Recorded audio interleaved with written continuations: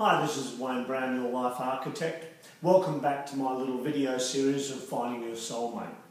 So this is video 4 in the series about filling your cup. Now, filling your cup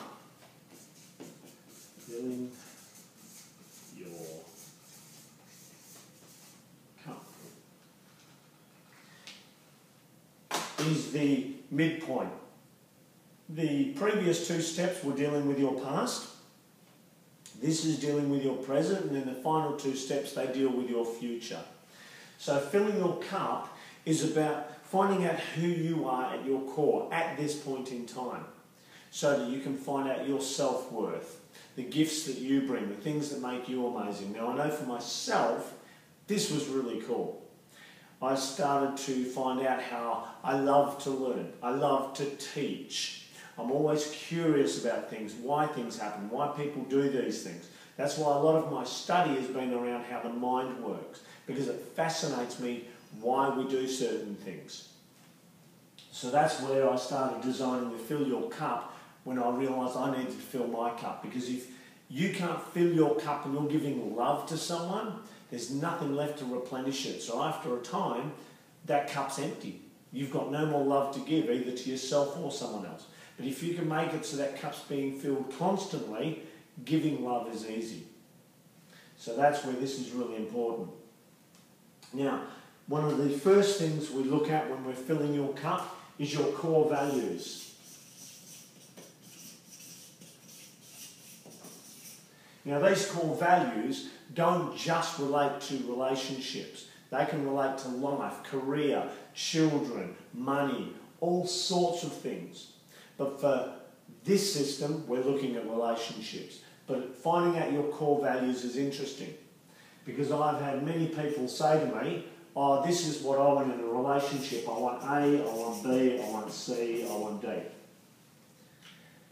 The trouble with this is that these things are things that society has told us that we should have, that our parents have told us we should have, our peers, our media.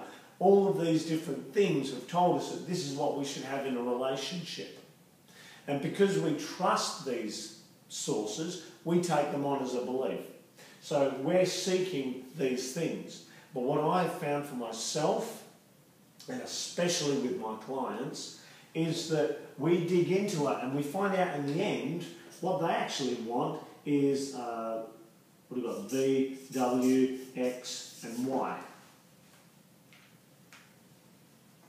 So these values generally are completely unrelated to the ones that we initially started with. Once we start digging into who you are and what really is important to you in your life.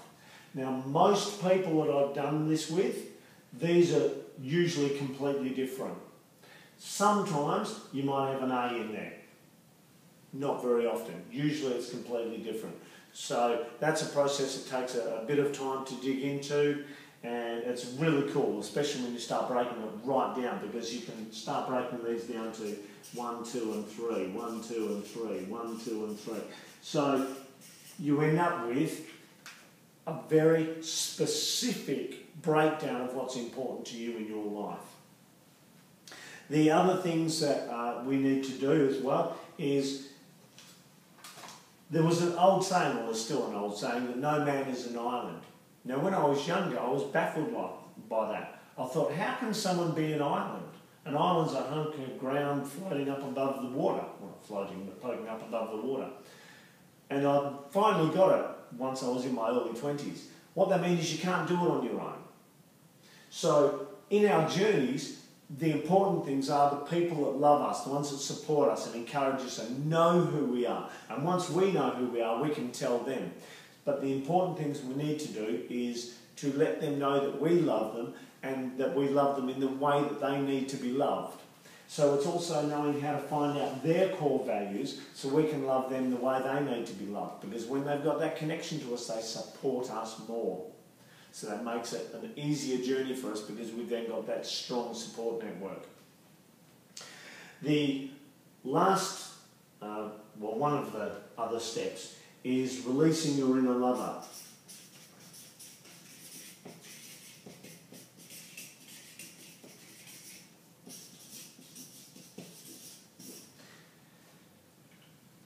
The reason I've put this in here, and this is one that I only put in probably the last 6 months, and the reason for this is I found that there were people that when we'd filled their cup, they still had anger that didn't seem to be anchored anywhere, and we couldn't find out where it came from. And eventually one day I worked out what it was. Is a lot of us, because of Victorian era and beliefs and shames that we've been given, we have this system around sex and love and affection and things that, again, it's like the beach ball, pushing it down and suppressing it, where it has to come up as something, and it comes up as anger. So once we find out who people are at their core in regards to their sensuality, in regard to their sexuality, in regard to their body image and the way they move, they start to become more comfortable in their skin, the anger resolves, and then they can learn, they can actually be affectionate, true to their core. So this is the values that are important to them, lock in with this. So I found that this is actually probably one of the more important ones, is being able to know how you like to be touched without all of the rubbish that you've been given in your past. So I'm hoping this helps you. And it's actually probably come up with a couple of questions, but if you've got questions, feel free to email them in to me. Just go to my website, waynebrown.com.au. There's a little email thing there. There's also some free stuff as well you can download. Yeah, so that's cool. I hope that's helped you some. And I shall catch you on the 5th video in the series on the next one in a few days. Okay, have a good one. You take care.